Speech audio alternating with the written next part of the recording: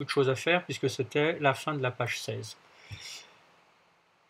Exercice où on allait découvrir si, alors, sinon, ce qu'on appelle aussi en algorithmique la notion d'instruction conditionnelle.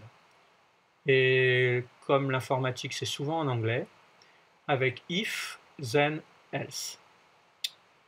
Donc la résolution de certains problèmes nécessite la mise en place d'une condition ou test pour effectuer une tâche. Si la condition est positive, alors on effectue la tâche.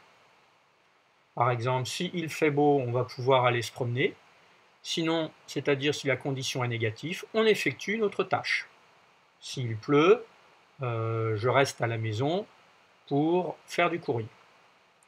Remarque importante, la condition doit offrir seulement deux réponses, vraies ou fausses. Et dans certains cas, il n'y a pas d'instruction à effectuer si la condition est fausse. Alors on passe à la suite sans le sinon. Il n'y aura que si et alors. Information, if test, 2 points. Tout ça est en rouge. J'espère que tu t'es bien mis en évidence tout ceci. Permet d'effectuer une fois les instructions indentées qui suivent. Et là, je faisais un rappel sur l'indentation. Codage avec if.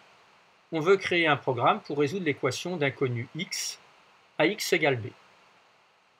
Avec l'équation précédente complétée, donc là, c'était vraiment pas très difficile. Si ax égale b, à ce moment-là, on a x égale b divisé par a. On se souvient que c'est un slash en informatique.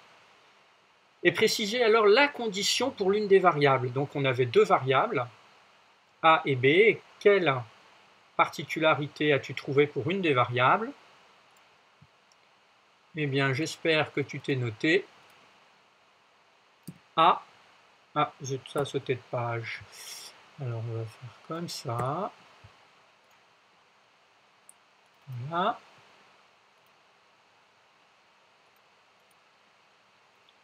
A non nul. Ou A différent de 0, puisqu'on ne sait pas diviser par 0. Donc, il n'y avait que ça. Maintenant, il va falloir passer au petit b. Donc, tu as différentes informations.